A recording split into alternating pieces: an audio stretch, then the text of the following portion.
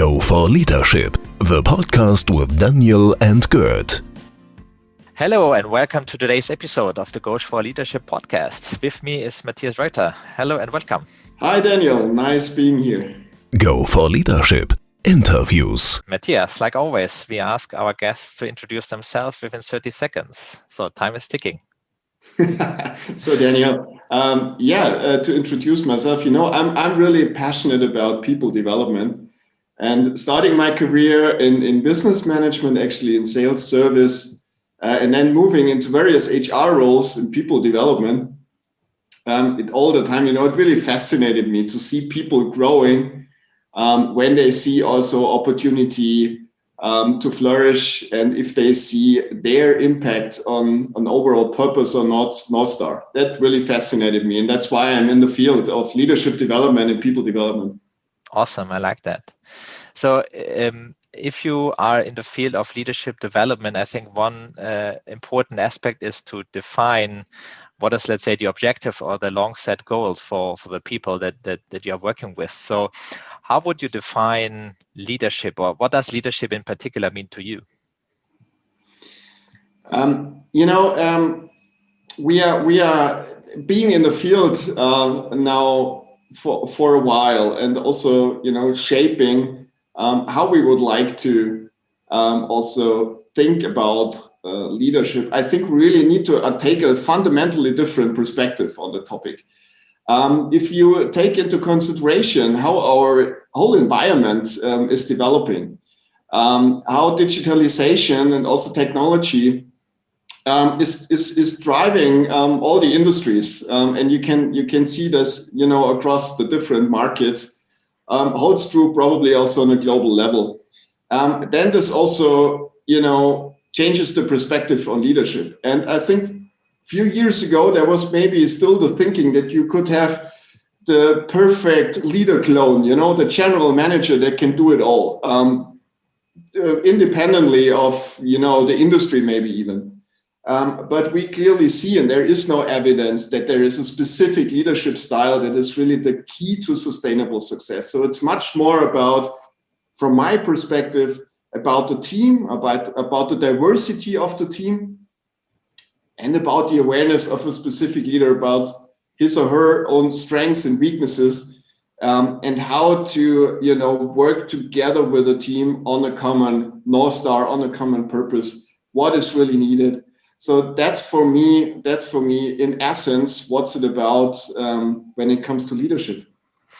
I like that a lot, because it includes a lot of let's say involvement and development. So you mentioned in particular in your statements that it all depends also on the environment that the leader is, let's say, acting. Mm-hmm. So how do you prepare in your day-to-day job in the leadership development? How do you train the people to let's say to be ready to the unknown, let's say, or to the uncertain of different situations?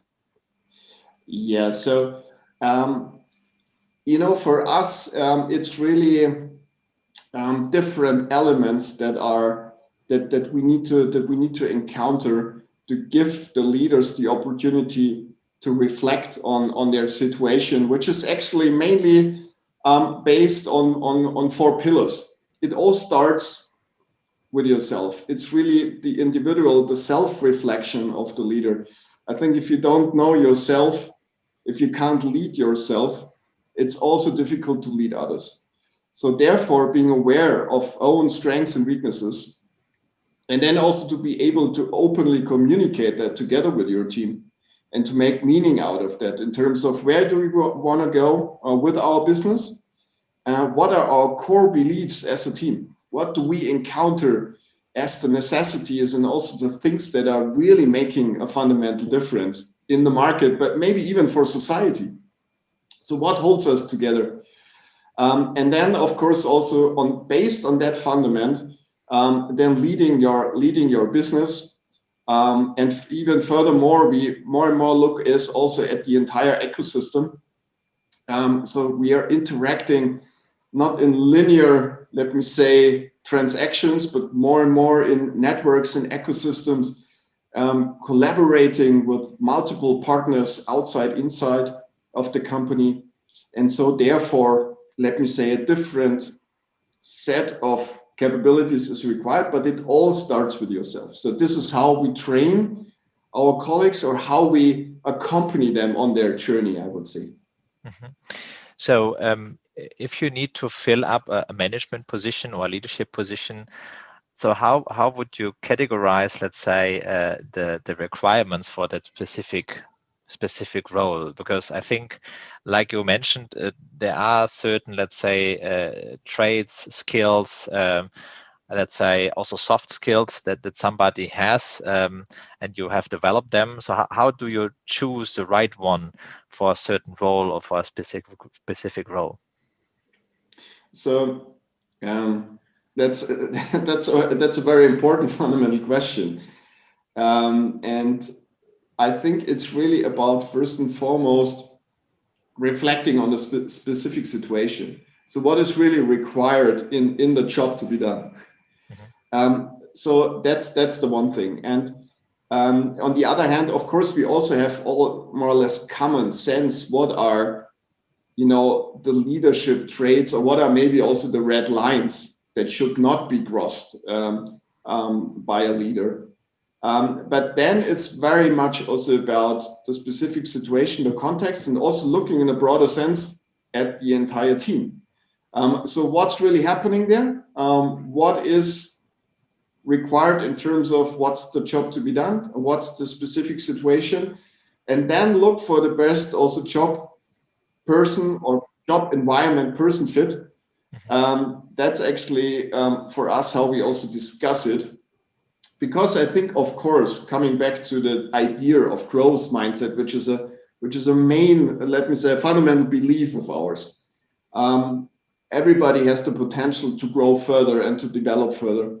But I think there are also, in essence, a few, traits or mindsets deeply within us, also based on our experience, that cost us a lot of energy to overcome those. So we have a certain tendency to perform at our best in certain circumstances and environments. And I think the better we can fit those things together, the better we can also perform as an organization, and the better also our people can flourish. I absolutely agree. So if you reflect a little bit, let's say also over the past, when you do the leadership development initiatives, do you think the demands or the requirements for leaders these days have, I won't say increased, but at least it has become more complex these days to be a good leader?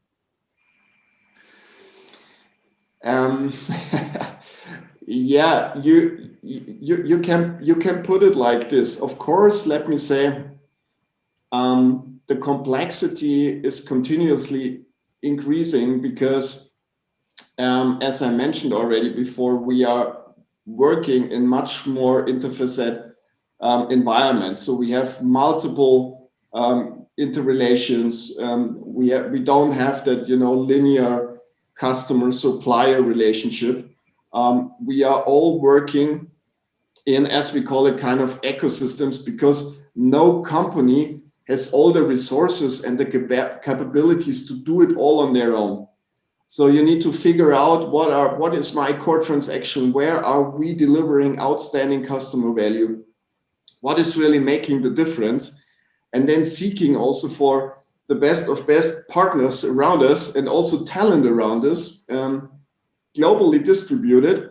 And you need to act in a different way. If you still would like to control each and everything in your teams, which was maybe in the past possible, won't be possible in the future, and is probably already now not possible anymore. So you need to really inspire your ecosystem and make people following your ideas with an inspiring vision, with an inspiring North Star, so that maybe even sorry, Daniel, could we pause for a second? Sure. No because issue. My dog is complaining. Okay. No issue. He's complaining. He wants to be in the podcast too. He's complaining. He would like to be with us. How is his name? Anjo. Anjo. Anjo, he's complaining. So yeah, maybe we just could we spool Sure. back to that question? So I think the question was mainly, so how did the demands or the skills or the requirements of leaders in the past and these days has switched or evolved? Or I mean, I think there is a certain increasing demand or requirements for leaders these days. What do you think about that? Yeah. Yeah, I can fully relate to that, and we see this definitely, that we are working in much more complex environments. So we are moving from the linear customer supply relations that we maybe know also from the past, where it was pretty clear also in terms of competitive strategy, what are your main competitors in the markets, and then it was about the economies of scale, more or less. So it was about the sheer size that is resulting then in a competitive position. And nowadays, it's really the demand side economies of scale. So meaning you need to inspire people you maybe don't even know to give you ideas you don't have. So agree. That sounds maybe a bit awkward, but it's a completely different logic. You need to motivate people out there that have the competence and that are maybe the best of best in their field to work with you and for you.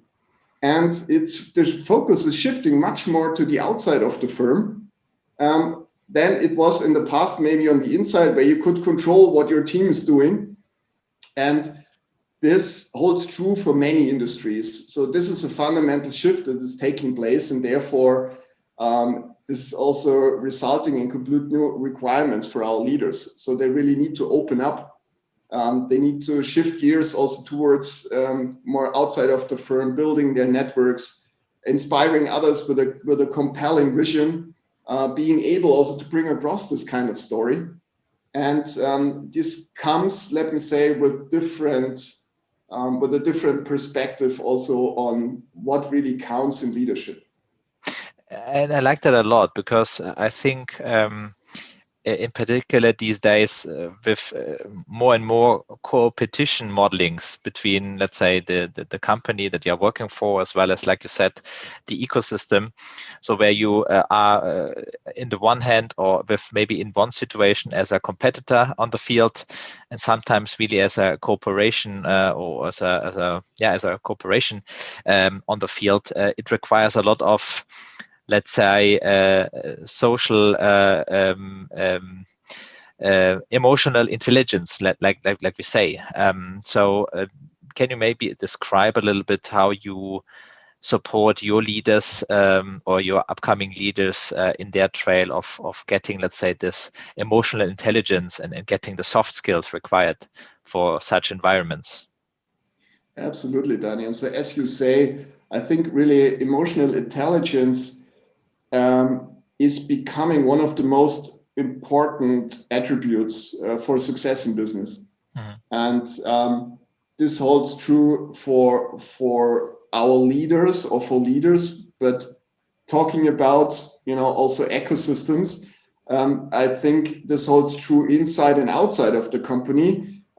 So if you're interacting with more and more players in the market, be it with your team, be it with partners, be it with customers, or in competition situations, the ability to recognize and understand emotions and the skill of using this awareness to manage oneself is really very important one, or a key topic.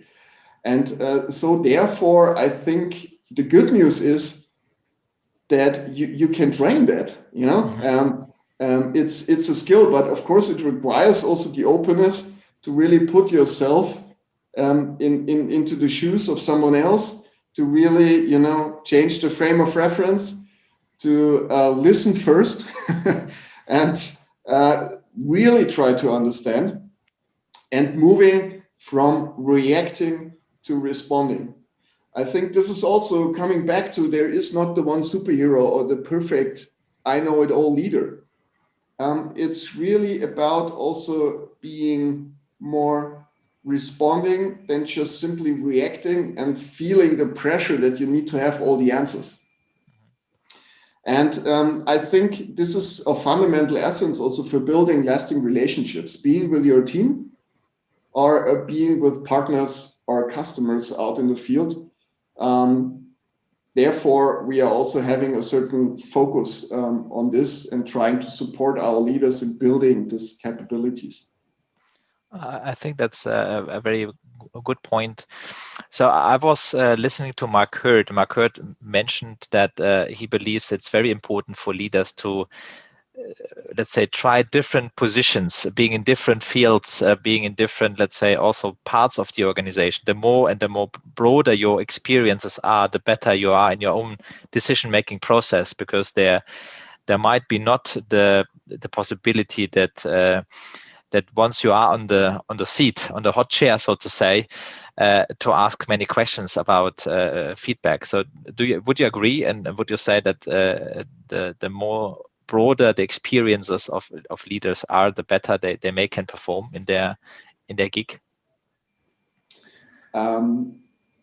Yeah, so definitely I think it helps if you are throughout your career also making this very different experiences, also with changing perspectives all the time. I think this really helps to build that inclusive also leadership that is needed also in a complex environment that we're in. That we first of all really listen also to different perspectives, but then it's of course also on us to make sense out of it. And I think this is also a muscle that can be trained, and to listen first and then really get different perspectives, seeking for different perspectives. Really already when you have the possibility also to set up your team, what kind of perspectives are you including given the situation that you are in? And I think these are already strong signals that you can send as a leader. Listening well, listening also to, maybe completely different perspectives than your own. And of course, then also making sense out of it. That this is exactly what I mean. That's the difference between reacting and responding.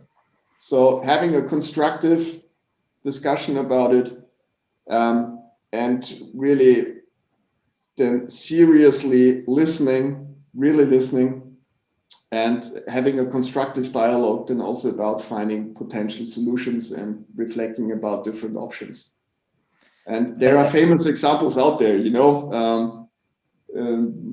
probably, Steve Jobs, if he would not be listening to his team, probably the iPhone won't be there, or someone else would have invented it. Yeah. So it's really about having strong beliefs on the one hand side, but also listening really well to people. I think you mentioned, Matthias, one very key aspect that is not, when I was asking the question, of course, I was pretending that there are people that have different experiences, but the very key aspect is not just to have different experiences. The thing is to absorb conclusions or take conclusions out of these experiences and put them into, let's say, your portfolio of skills to use them once they are required, right? Absolutely. So because if you're just rushing through different experiences without reflecting and continuously learning, and just we call it growth mindset. So if you remain open to learn and to grow further, to also build on that experience, that makes a fundamental difference also in the career development. So therefore the reflection is as necessary as, let me say, the experience itself. I like that. So when you work with young talents in your organization, Yeah. I experience with younger generations that there might be not as keen as might be our generation has been to become leaders. Maybe they are fully okay with a, let's say, a normal standard, let's say, life part of a team. So how do you motivate people to become leaders, let's say, and work? Because I think they are not born leaders, right? It's really working with yourself, getting the first leadership position, reflect, maybe also fail, and then stand up again. So how do you work with the younger generations in your organization to motivate them to get into that journey, let's say, to become leaders? Yeah. So, I think we also need to stop to a certain regard that classical thinking about career development, and that what we maybe all have still in mind. So classically climbing up the career ladder also in a linear manner. I think it's really about experiences, and especially for our younger talents, they would, or I think they are also keen to make as much different experiences as possible, and we need to open up those opportunities that they can try it out. I think it's to judge just from observing is not enough. We really need to open up the possibilities that people can then also experience for themselves. What's the right thing for me? And I think there also important leadership task is that we as leaders really know our talents.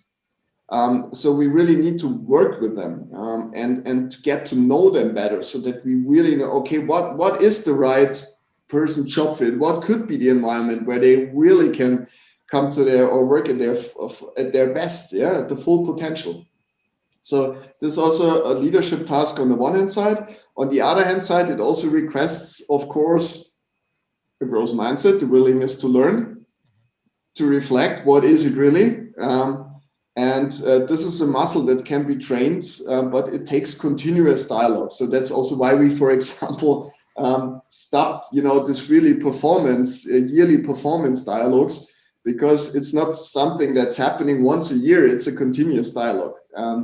And this is also an important leadership task, to do this with your team and especially with your talents.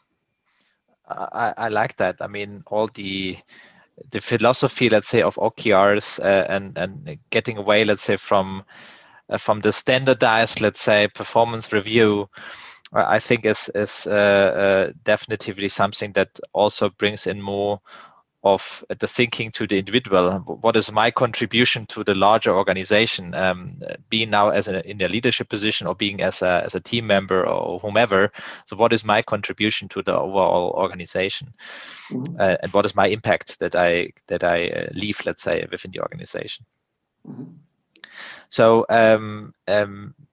when I was starting my career, I usually let's say used several sources of skills, books, or let's say out from leadership trainings, maybe my let's say methods that you get trained. But actually the best I was learning from the leaders that I worked with. So do you also have kind of different, let's say, modules that you offer your leaders in their trade, coaching or mentorship, something like that? So there's there's a variety of offerings that are there, from, let me say, the more strategic, where it's very much about also the company priorities that we are talking about. What are our goals, as a company?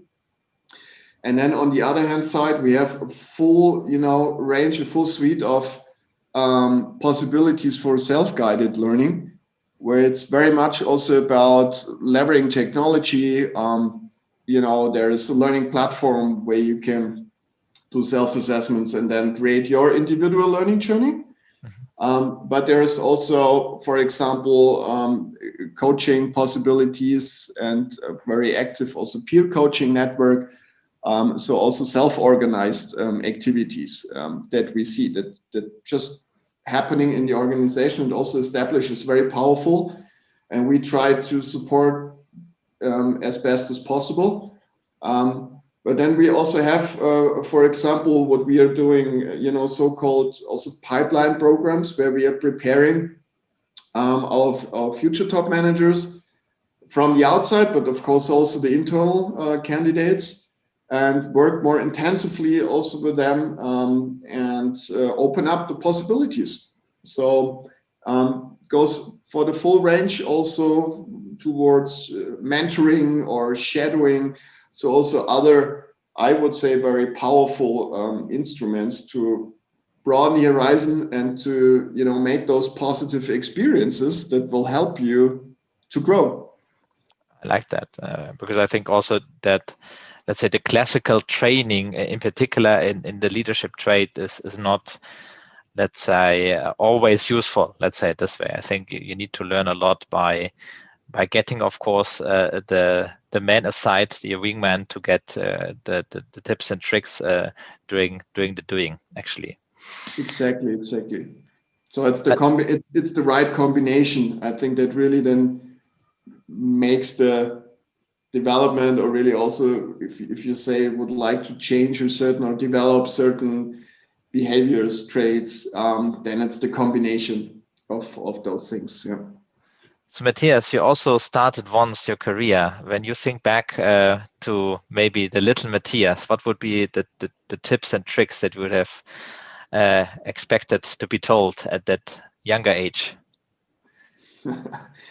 Interesting question. So what comes to my mind spontaneously is enjoy every moment.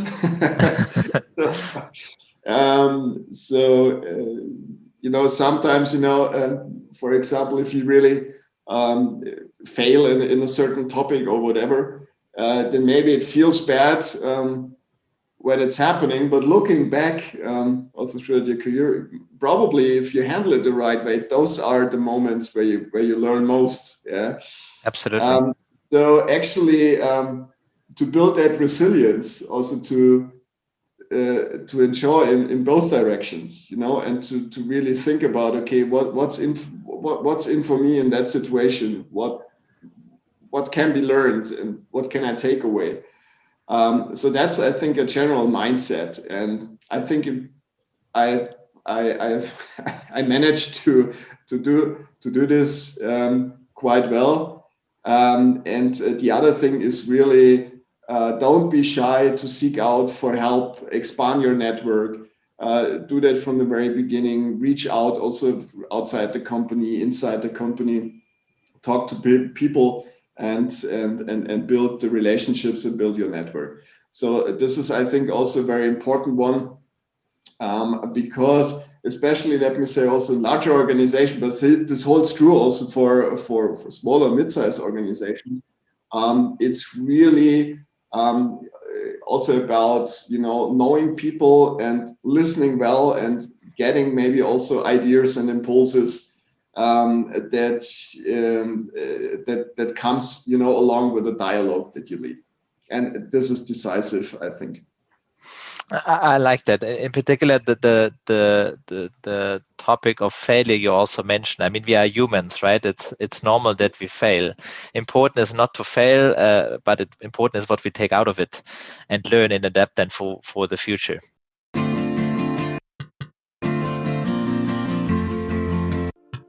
Go for Leadership, the podcast with Daniel and Gert. So thank you so much, Matthias, for being our guest today. It was a pleasure. It was really a pleasure. Thanks for having me, Daniel. Go for Leadership, the podcast.